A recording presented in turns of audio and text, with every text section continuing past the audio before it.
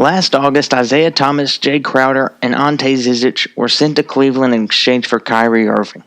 At the time, it looked like the trade was a good move for both teams, but off the bat, you thought maybe Boston lost this trade because they lost a ton of talent in both Isaiah Thomas and Jay Crowder and only received one player in Kyrie Irving.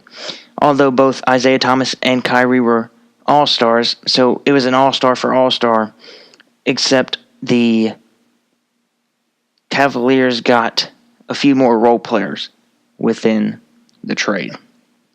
If anyone was skeptical, it was the Celtics fans. Isaiah Thomas just became a fan favorite a season prior and was poised to look and go for a title run.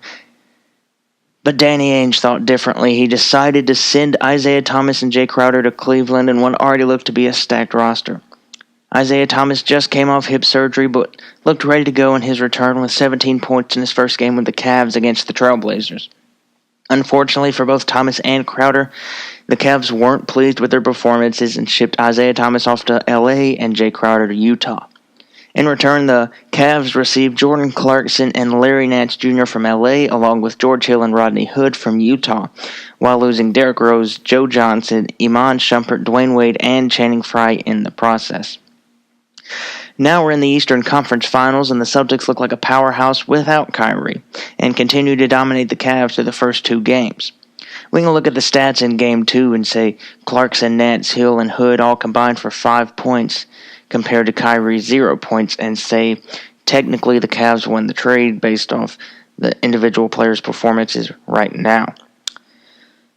But the Cavs are still trailing the Celtics 2-0, and so it remains to be undecided. But if the Celtics continue to roll over the Cavs and win 4 or 5 games and end up in the finals, then I think it's going to be easy to say not only can the Celtics claim they won the Eastern Conference Finals, but also they won the trade.